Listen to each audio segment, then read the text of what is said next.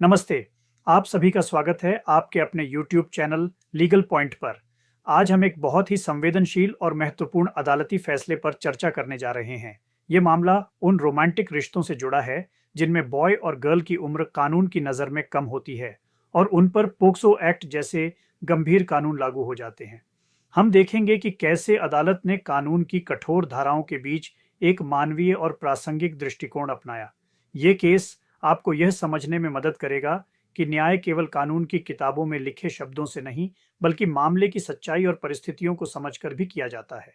तो चलिए शुरू करते हैं, लेकिन उससे पहले अगर आपने अभी तक हमारे चैनल को सब्सक्राइब नहीं किया है, तो कृपया अभी कर लें और बेल आइकॉन को दबाना न भूलें ताकि कानून से जुड़ी ऐसी महत्वपूर्ण जानकारियां आप तक सबसे पहले पहुंचें।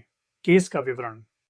केस का नाम हामिद शाह बनाम state of Odisha case number BLDAPL संख्या 1805 सन 2025, IA संख्या 547 सन 2025, न्यायालय उड़ीसा उच्च न्यायालय कटक, माननीय न्यायाधीश डॉ जस्टिस SK पाणिग्रही। आदेश की तिथि 13 मई 2025। केस का सार। Gist of the case. यह मामला एक याचिकाकर्ता हामिद शाह से जुड़ा है जिसे न्यायालय पुलिस स्टेशन केस संख्या 28 सन 2023 के तहत हिरासत में लिया गया था।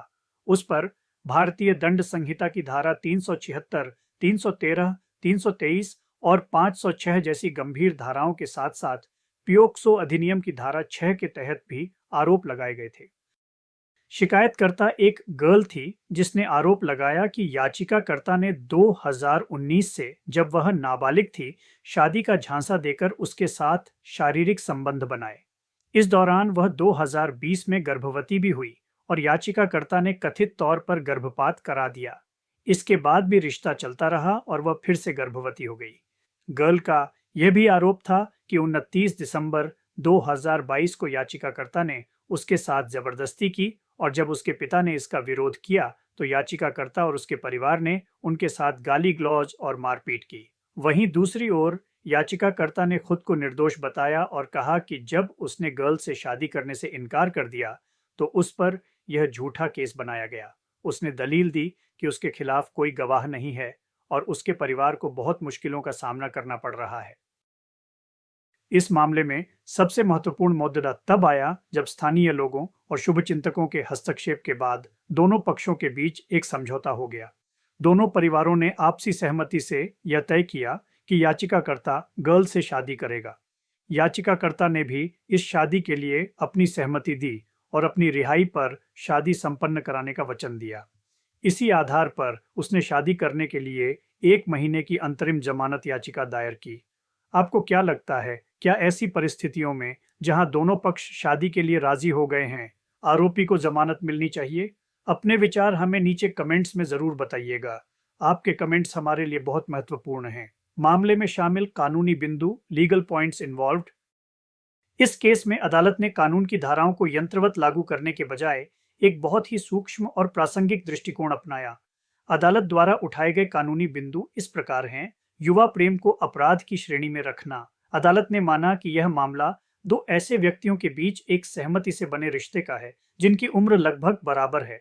अदालत ने कहा कि POCSO कानून का उद्देश्य नाबालिगों को यौन शोषण से बचाना है, न कि ऐसे युवा प्रेम को अपराधी बनाना जिसमें कोई जबरदस्ती या शोषण शामिल न हो।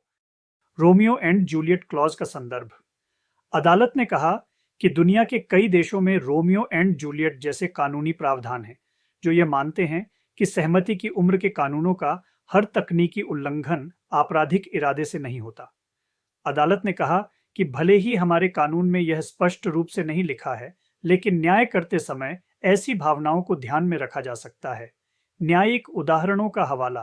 अदालत ने मद्रास और बॉम्बे हाई कोर्ट के पुराने फैसलों का भी हवाला दिया।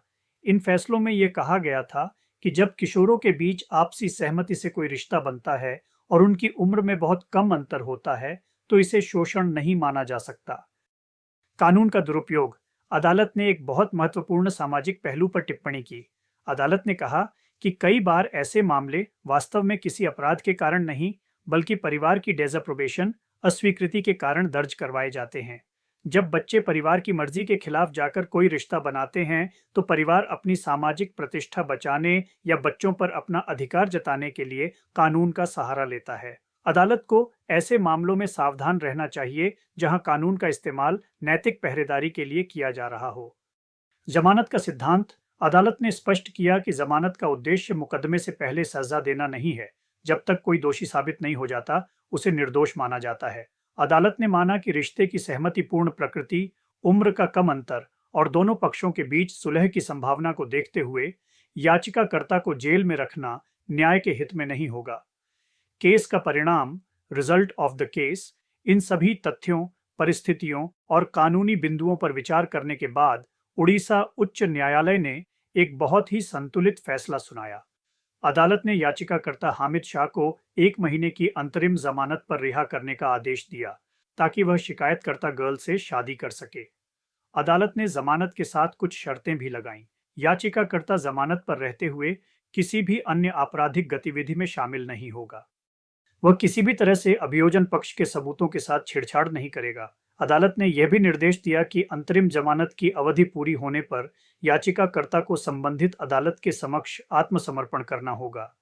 तो दोस्तों, यह मामला हमें सिखाता है कि न्याय का तराजू हमेशा कठोर कानून के साथ साथ मानवीय संवेदनाओं और सामाजिक वास्तविकताओं को भी तौलता है।